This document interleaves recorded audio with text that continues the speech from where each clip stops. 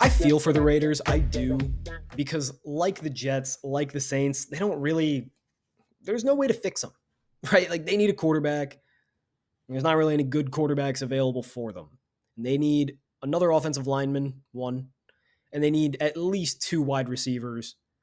And they need a running back, and they need a defensive lineman, just one. And they need an entire secondary, and they need new linebackers. And that's most of a football team right there. That's not good. And they don't really have a path to getting any of these things. Like, I don't know where they're going to find a quarterback. And I don't think that Tom Brady being there helps them find a quarterback because Tom Brady seems to be enamored with Shedeur Sanders, who's terrible. So we'll see. The Raiders really try to get Ben Johnson, and I feel for them because they obviously they had their priorities straight. They knew the right thing to do. That's more than the Patriots or the Buccaneers could say, or the Cowboys for that matter. But they just couldn't land him. And I don't blame them for trying, and I don't blame him for saying no, because who's he going there to coach?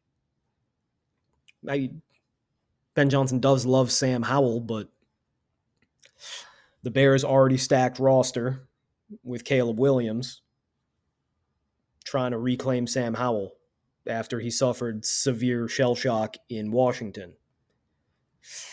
How can I decide? Chicago, Vegas, Pete Carroll, it's the safe route to staying bad. Pete Carroll will get you towards 500, but he's never going to Pete Carroll's never going to elevate your team because what does he do here? I heard a Greg Olson interview on The Herd with Colin Cowherd, fellow Chicagoan now. He's moving like literally right there. Like right there. His condo's like kitty corner. But Greg Olson went on to The Herd and was talking about how Pete Carroll is charismatic and he runs a tight ship. He gets everybody involved, and the practices are high tempo and high energy and good, and he feels prepared for the game. But none of that really matters because, like, what really matters is offensive play calling. Just like I said in the preface, in the intro. I mean, that's it. Offensive play calling is most of the job right now. And that could change. We could enter a defensive era where like some people figure out like the next big thing in defense and there's only one way to coach it and that takes off and it shuts down all the offense. Who knows? Maybe they change the rules back to being violent. Doubt it. But Pete Carroll also doesn't call the defense. Like, yeah, the Legion of Boom was great, but towards the end there in Seattle, their defenses were mediocre. Because it turns out when you have like a Hall of Fame free safety, cornerback, a great Pro Bowl second cornerback, a Hall of Fame linebacker, a really, really, really good strong safety, an elite defensive line.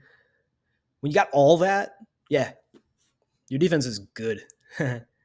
But Gus Bradley has struggled everywhere else he's gone. Dan Quinn has reinvented himself completely. He seems to actually be the real deal as a defensive mind. But, I mean, Pete Carroll is he's not a defensive guru. So he's not helping your team get better in any way.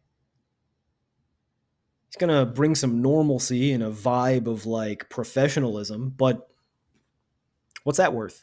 Legitimately, what is that worth?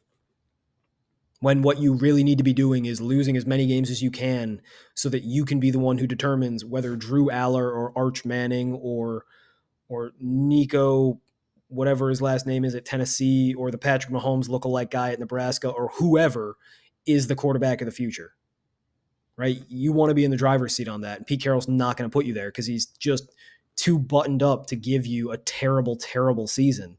But he's not going to get you a good one. And then you're not going to get a quarterback. And then if you ever find a good offensive coordinator, he's probably going to leave you.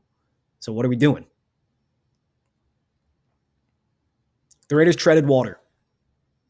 You'll have a less painful to watch team, but not a good one, with no path of making a good one.